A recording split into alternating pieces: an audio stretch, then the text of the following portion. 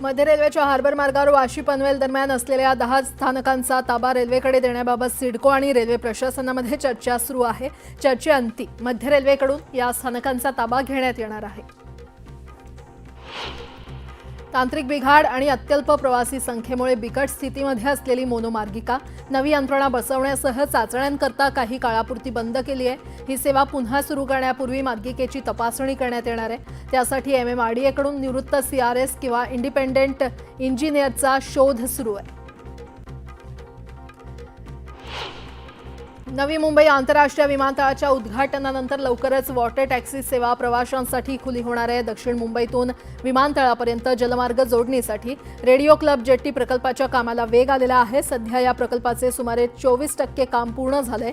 मे 2026 पर्यंत संपूर्ण जेट्टी आणि टर्मिनल सुविधा कार्यान्वित होण्याची अपेक्षा आहे। राज्य मार्ग परिवहन महामंडळाने दिवाळीच्या अगोदर आवडेल तिथे प्रवास योजनेच्या पासमध्ये कपात करून प्रवाशांना खुशखबर दिलेली आहे। ही कपात 7 ऑक्टोबरच्या मध्यरात्रीपासून लागू केली आहे। यामध्ये 20 ते 25% कपात केल्याचं अधिकाऱ्यांनी सांगितलंय।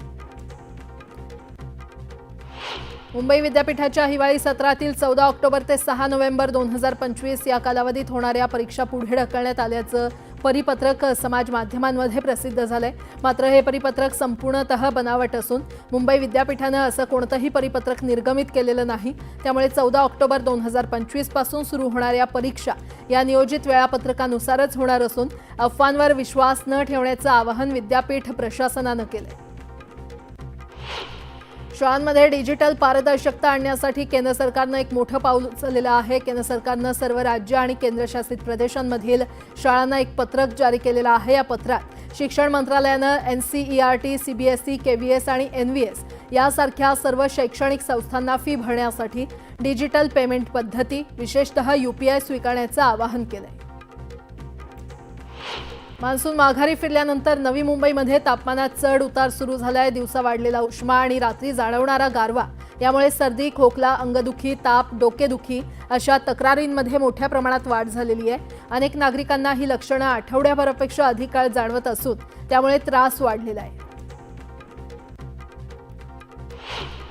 भारताने आर्थिक वर्ष 2025-26च्या एप्रिल ते सप्टेंबर दरम्यान आयफोन निर्यातीचा विक्रम केलेला आहे। ॲपलने विक्रमी $10 अब्ज म्हणजेच तब्बल 88,000 कोटी रुपयांपेक्षा जास्त किमतीचे आयफोन निर्यात केलेत।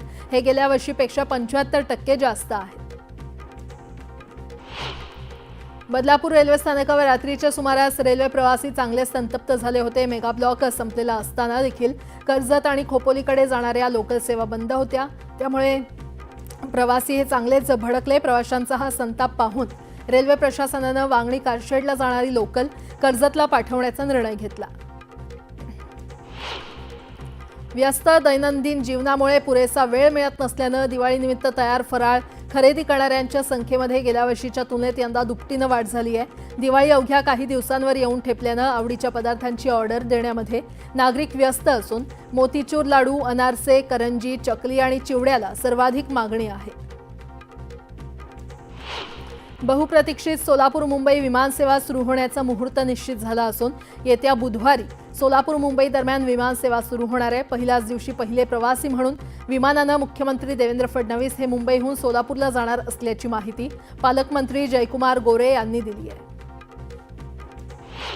कोल्हापूर शहरात आजपासून 3 दिवस पाणीपुरवठा बंद राहणार आहे। थेट पाईपलाईन दुरुस्ती आणि वॉल बसवण्याचं काम करण्यात येणार आहे। जळगावच्या बाजारामध्ये सोन्यापाठोपाठ चांदीमध्ये ही मोठी भाववाढ झालेली आहे। जळगावच्या बाजारात चांदीचे दर GST सह प्रति किलो 1,81,000 जाऊन पोहोचलेत। 8 दिवसांमध्ये चांदीमध्ये तब्बल 27,000 रुपयांची मोठी भाववाढ झाली आहे, तर सोन्याचा दर हा 1,27,000 जाऊन पोहोचलाय। जळगावच्या पाचोर, भडगाव, चाळीसगाव या तालुक्यातील अतिवृष्टीमुळे शेतकऱ्यांचं मोठं नुकसान झालंय। बऱ्याच ठिकाणी पंचनामे पूर्ण झालेत, मात्र शेतकरी अद्यापही मदतीच्या प्रतीक्षेत आहेत। दिवाळीपूर्वी मदत मिळावी अशी शेतकऱ्यांची मागणी आहे। दिवाळीच्या तोंडावर पावसाचा अंदाज आहे। गेल्या काही दिवसांपासून राज्यातील हवामान पूर्णपणे कोरडं आहे। नैऋत्य मान्सूनने राज्यातून निरोप घेतलाय, मात्र 15 ऑक्टोबरपासून राज्यातील हवामानात परत एकदा बदल अपेक्षित आहे। 15 ते किमान 18 ऑक्टोबरपर्यंत विदर्भ, मराठवाडा आणि मध्य महाराष्ट्रात आभाळी हवामान आणि दुपारनंतरचं वादळी पाऊस अपेक्षित आहे। दिवाळी सण येत असल्याने नागपूर रेल्वे स्थानकावर प्रवाशांची गर्दी वाढलेली आहे। पुढे 2 आठवडे ही गर्दी वाढतच जाणार असल्याचं ध्यानात घेऊन रेल्वे सुरक्षा दल आणि रेल्वे पोलिसांनी स्थानकावर मोठा बंदोबस्त वाढवलाय। नागपुरात रात्रीच्या वेळी होणारे गुन्हे लक्षात घेता परिमंडळ 4 मध्ये मिशन नाईट वॉच ही विशेष मोहीम सुरू करण्यात आलेली आहे। या मोहिमेअंतर्गत नियमांचा भंग करणाऱ्या 217 ढाबे हॉटेलवर महिन्याभरात कारवाई करण्यात आली आहे। घरफोडीच्या गुन्ह्यांमध्ये 57% घट झाली आहे। गोंदियामध्ये शिक्षक आणि शिक्षण अधिसंमेलनात शालेय शिक्षण राज्यमंत्री पंकज भोयर यांनी शिक्षण क्षेत्रात उत्कृष्ट कामगिरी करणाऱ्या व्यक्तीचा सत्कार केला। शालेय शिक्षणाच्या माध्यमातूनच भावी पिढी निर्माण होईल असं प्रतिपादन त्यांनी केलं। तसंच शिक्षकांच्या समस्या सोडवण्यास शासन प्रयत्नशील आहे असंही ते म्हटले।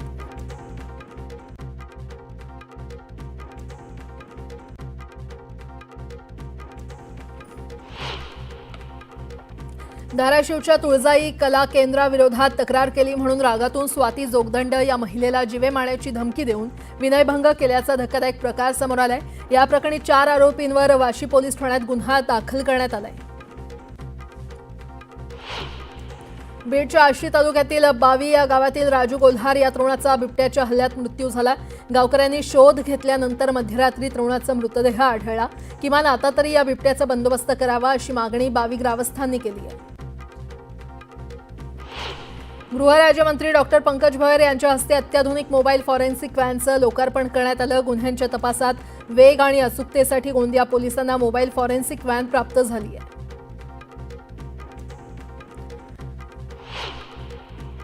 नाशिकहून गणपतीपुळेला जाणाऱ्या पर्यटकांच्या कारला अचानक आग लागली। कारमधील 3 प्रवासी वेळीच बाहेर पडल्यानं मोठा अनर्थ टळला। आगीमध्ये संपूर्ण कार जळून खाक झाली आहे।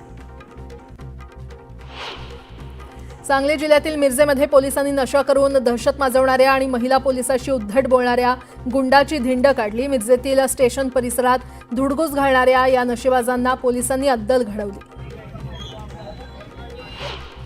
जळगाव शहरातील दशरथनगर रस्त्यावर मोकळ्या जागेत उभ्या असलेल्या रुग्णवाहिकेला रात्री अचानक आग लागली। साठलेला कचरा आणि गवतामुळे लागलेल्या आगीचं रौद्र रूप पाहायला मिळालं। दरम्यान अग्निशमन दलाला आगीवर नियंत्रण मिळवण्यात यश आलं।